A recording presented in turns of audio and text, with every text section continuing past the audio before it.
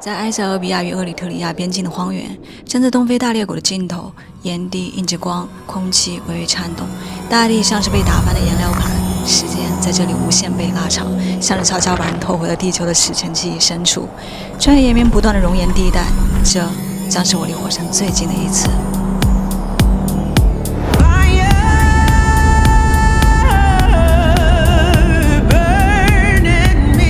让我们中途下来，感觉这个温度得能达到45摄氏度。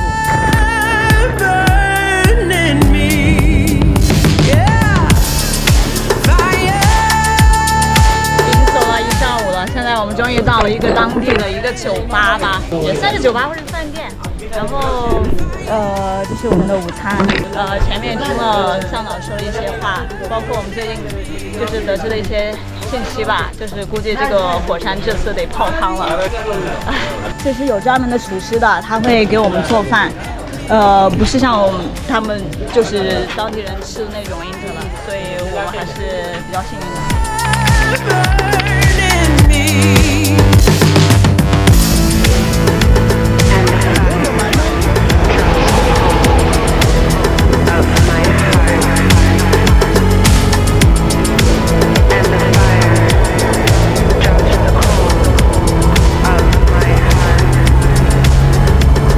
经过一天的奔波，我们在夜幕降临前赶到了 Danakil Salt Lake。它位于阿法尔低洼地的深处，是一个浅得不可思议的盐湖。许多地方的水直到脚踝，像一块巨大的白色镜面摊在大地之上。空气在这里变得些许黏腻，热浪像一层看不见的薄膜贴在皮肤上，呼吸里都带着明显的咸味。脚下的每一步都踩在脆亮的盐壳上，让人仿佛行走在某个尚未冷却的星球表面。地平线被白色拉得无穷无尽，一直到天空彻底暗下来，我们才离开岩面，前往附近的阿法尔村庄扎营。这样子的一个环境，然后现在厨师在做饭。Salad? Okay. Salad. 哇 ，soup. OK. 大家都在夸这个汤非常好喝，让我品鉴一下哈。确实还挺好喝的。这个啤酒。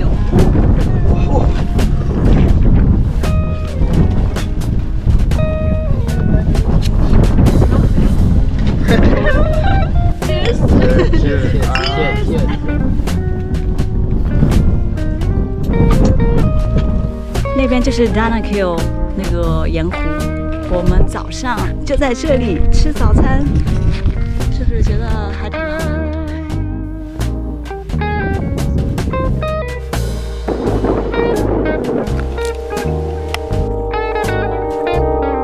前一秒，白色盐湖仿佛漂浮在地表，把世界吞没得无影无界；下一秒，大陆低洼地又悄然将你带入一片远古地球的复制品，如梦如幻。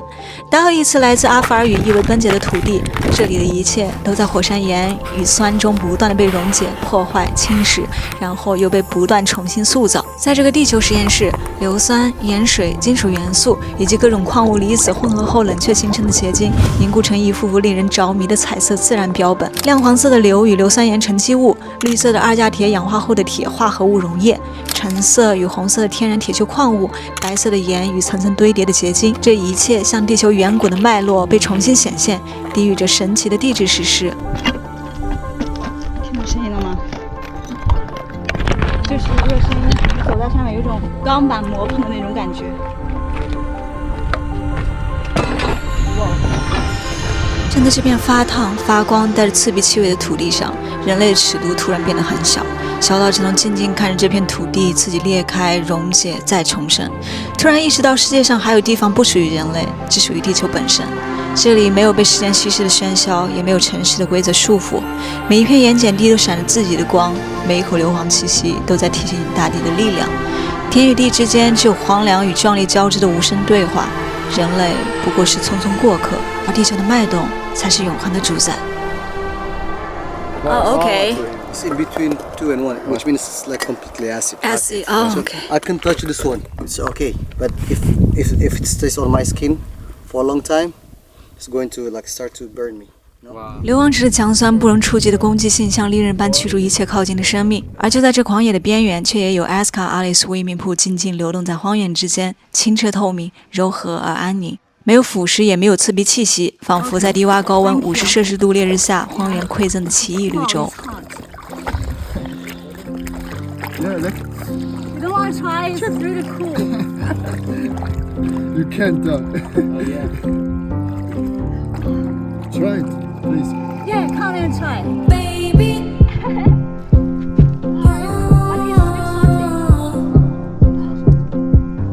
let's go.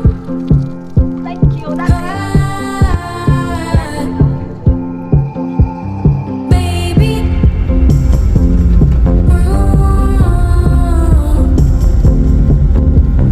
let's go.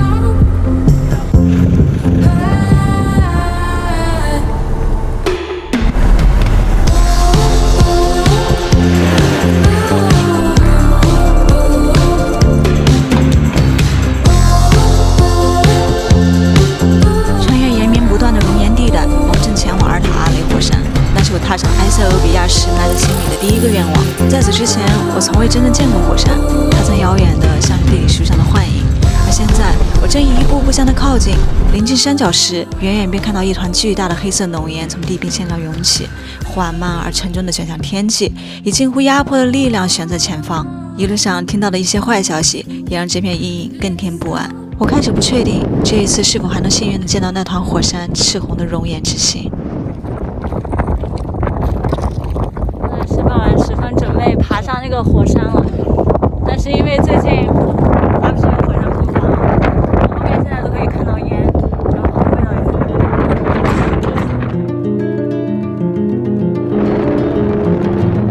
各路人马怀着初次见火山的兴奋，一路迫不及待往山顶攀爬。大家一次探头张望，又一次失望，却没有人愿意离开。毕竟来到这里实属不易，每个人都想亲眼看见自己想象中的火山模样。经过无数次的失望之后，这是我们当晚看到的火山最炙热的形态。红色的岩浆光被浓烟压得若隐若现，只要烟稍厚一点，这微光便会瞬间熄灭。第3天清晨，我们依旧不甘心，再次登上山顶，试图把握最后一次机会，但等待我们的仍是浓烟，一层又一层混着硫化物与火山灰，刺鼻到让人极度窒息。最终，我们还是无功而返，眼前只有火山沉降后留下了2个巨大天坑，深邃而神秘，让人永远猜不透地球会以怎样的方式表达自己。我背后就是火山，烟雾非常大，周围全部都是那种硫磺的味道。昨天爬上来的时候有点顺风，然后又感觉吸了满肺的硫磺。今天早上上来稍微好一点，但是目前为止还是看不到任何的那种像我之前在别人的视频中看到的那种火焰那种感觉，全部都是烟。浓烟散了又起，新的又盖过旧的，地表上的小裂隙依旧冒着热气，冷却的熔岩已化成永恒。我们一路穿越荒原、盐湖、沙漠、熔岩地带和硫磺池，经受极端天气的考验，也忍受着刺鼻气体对呼吸系统毫不留情的冲击。我们已足够努力，却还是没能够如愿看到那抹炙热的岩浆红。在离开阿尔塔阿雷火山出发前，火山口翻滚的浓烟依旧，刺鼻的气味让所有感官都变得更加锐利。